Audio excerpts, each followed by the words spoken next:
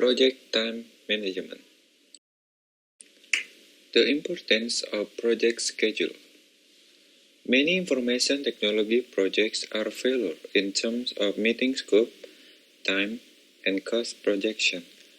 Managers often cite delivering project on time as one of their biggest challenges and the main cause of conflict. Project time management, simply divided, involves a process required to ensure timely completion of the project.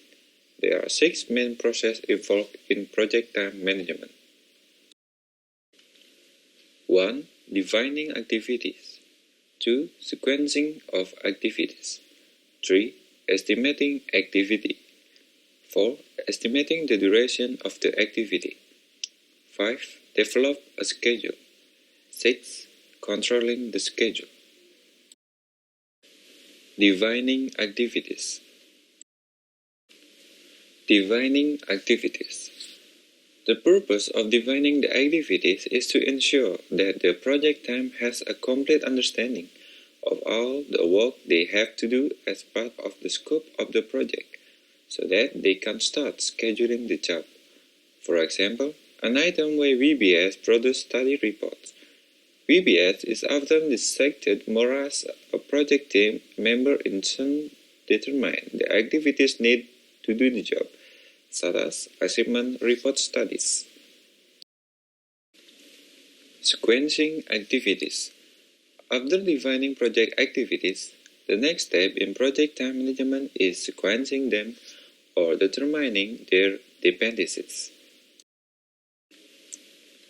Dependencies.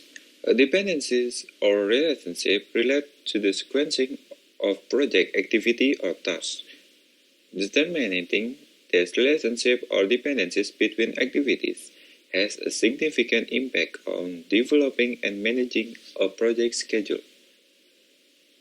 There are mandatory dependencies are inherent in the nature of the work being performed on a project. Discretionary dependencies are defined by the project team, and external dependencies involve relationship between project and non-project activities. Network diagrams. Network diagrams are preferred technique for showing activity sequencing. A network diagram is a schematic display of the logical relationship among or sequencing of project activities. Some people refer to network diagram as project schedule network diagram or birth chart. Network diagram. The format of this network diagram uses the activity on arrow approach of the arrow diagramming method, a network diagramming technique in which activity are represented by arrow and connected at point called nodes to illustrate the sequencing of activity. A node is simply the starting and ending point of an activity. The first node signifies the start of a project, and the last node represents the end of a project. The 4 types of dependencies or relationship between activities. 1. Finish to start dependencies. A relationship where the form, activity, or predecessor must finish before the two activity or successor can start. 2. Start-to-start dependency. Relationship in which the form activity cannot start until the two activity or successor is started. 3. Finish-to-finish dependency. A relationship where the form activity must be finished before the two activity can be finished. One task cannot finish before another finish. And then 4. Start-to-finish dependency. A relationship where the form activity must start before the two activity can be finished. This type of relationship is rarely used, but it is appropriate in some cases. Estimate activity results. Before you can estimate the duration for its activity, you must have a good idea of the quantity and type of results, such as people, equipment, and material, that will be assigned to each activity. Estimate activity results. The nature of the project and the organization will affect research estimating. Expert judgment and analysis of alternative estimating data and project management software are tools available to assign in research estimating. The main output of the research estimating process include a list of activity research requirements, a research breakdown structure, and project document update. Estimate activity duration. After working with key stakeholders to define activities, determine their dependencies, and estimate their research, the next process in project time management is to estimate the duration of activities. It is important to note that duration includes the accuracy amount of time worked on an activity plus elapsed time. The research assignment to a task will also affect the duration estimate. Estimate activity duration. The output of activity duration estimate include activity duration, estimate, and project document update. Duration estimates are often provided as a discrete number such as 4 weeks or as a range such as 3 or 5 weeks or as a 3-point estimate. Develop the schedule. Schedule develop use the result of all the preceding process time management process to determine the start and end dates of the project. There are often several iterators of all the project time management process before the project schedule is finalized. The ultimate goal for developing the schedule is to create a realistic project schedule that provides a basis for monitoring project progress for the time dimension of the project. Several tools and techniques assist in schedule development. 1. Gantt chart is a common tool for displaying project schedule information. 2. Critical path analysis. Analysis is a very important tool for developing and controlling project schedule. And 3. Critical chain. Scheduling is a technique that focuses on limited result when creating a project schedule. Gantt chart. Gantt chart provides a standard format for displaying project schedule information by listing project activities and their corresponding start and finish date in a calendar format. Gantt charts are sometimes referred to as bar charts since the activity start and end dates are shown as horizontal bars. Adding milestones to Gantt chart. Milestones can be a particularly important part of schedules, especially for large projects. Many people like to focus on meeting milestones, so you can create milestones to emphasize important event or accomplishment on project. Adding milestone to Gantt chart. To take milestone meaningful, some people use the SMART criteria to help define them. The SMART criteria are guidelines suggesting that milestones should be specific, measurable, assignable, realistic, and time frame. Tracking Gantt chart. The tracking Gantt chart includes label start to finish to reference actual start and finish date for each task, as well as column label baseline start and baseline finish to represent planned start and finish dates for each task.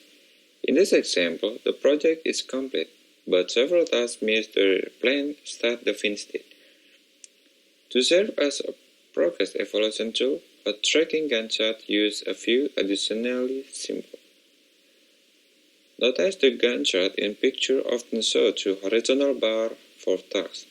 The top horizontal bar represents the planned or baseline duration for each task. If these two bars are the same length and start and end of the same dates, the actual schedule was the same as the planned schedule for the task. Also, so otherwise. If the bars do not start and end the same dates, then the actual schedule different from the planned or baseline schedule. If the top horizontal bar is shorter than the bottom one, the task took longer than planned. A white diamond on the tracking Gantt chart represents a sleep milestone.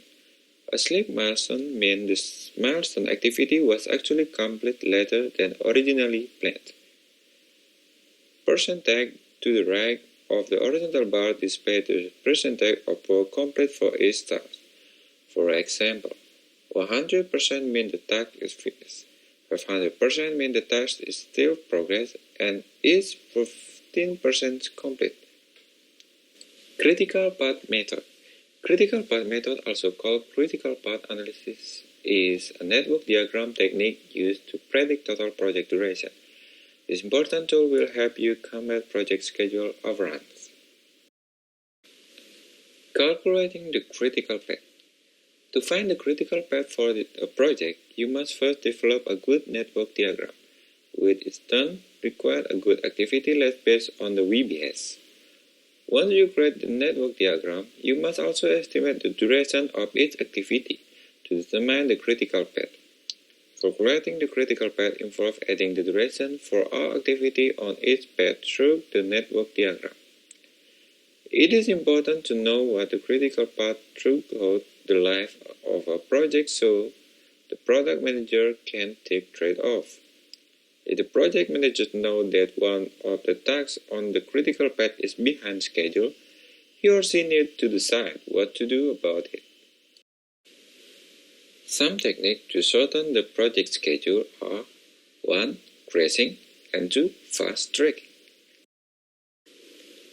Crashing is a technique for making cost and schedule trade-off. To obtain the greatest amount of schedule compression for the least incremental cost. Fast tracking involves doing activities in parallel that you would normally do in sequences. The main advantage of fast tracking, like crashing, is that it can shorten the time it takes to finish a project. The main disadvantage of fast tracking is that it can end up lengthening the project schedule since starting some tasks too soon often increase project risk and result in it work. Critical chain scheduling. Critical chain scheduling is a method of scheduling that considers limited resources when creating a project schedule and includes buffer to protect the project's completion date.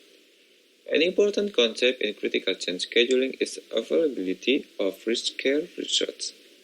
Some projects cannot be done unless the particular resource is available to work one or several tasks. Critical chain scheduling acknowledges that you must either delay one of those tasks until the equipment is available or find another piece of equipment in order to meet the schedule. Controlling the schedule. The final process in project time management is controlling the schedule. Controlling the schedule. Like scope control, schedule control is a portion of the integrated chain control process under project integration management. The goal of schedule control is to know the status of the schedule, influence the factor that cause schedule change, determine that the schedule was changed, and management change the day occurred. The main input to schedule control are the project management plan, project schedule, work performance data, and organizational process asset. The main output of schedule control include work performance measurement, organizational process asset update, such as lesson learned reports related to schedule control, change requests, project management plan update, and project document update.